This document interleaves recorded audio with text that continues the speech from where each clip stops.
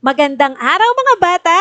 Narito muli si Teacher Eileen para sa isang masayang kwentuhan. Handa na ba kayong makinig? Ang pamagat ng ating kwento ay Damgo ni Matt. Sa Tagalog, ang panaginip ni Matt. Ito ay akda ni May-Ann Grace Sampoton, guhit naman ni Jericho Moran ng USAID Basa Pilipinas Activity and DepEd. Ang panaginip ni Matt. Si Matt ay isang malusog na batang lalaki na mahilig lamang humiga buong araw. Isang araw, hiniling siya ng kanyang ina na tulungan siyang umigib ng tubig.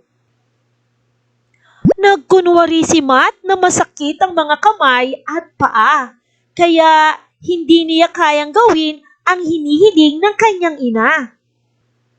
Nag-alala ang kanyang ina at pinabalik na lamang siya muli sa pagtulog. Nag-alala ang kanyang ina at pinabalik na lamang siya sa pagtulog. Habang natutulog, nanaginip si Matt. May isang malaking ahas at hinahabol siya nito. Tumakbo siya at sinubukang umakyat sa puno. Ngunit nakita niya na wala siyang mga kamay at mga paa. Malapit na siyang abutan ng ahas at kukunin na sana siya. Ngunit nagising si Matt.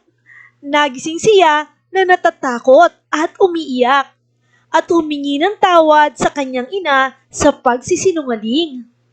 Mula noon, lagi na niyang tinutulungan ang kanyang ina sa mga gawaing bahay.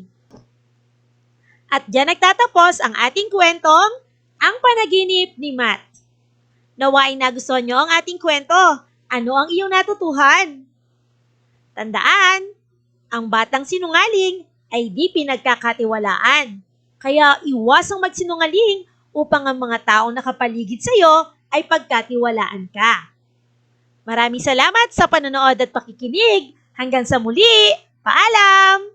For more educational videos, please do like, share, and subscribe to Teacher Eileen's YouTube channel! Bye-bye!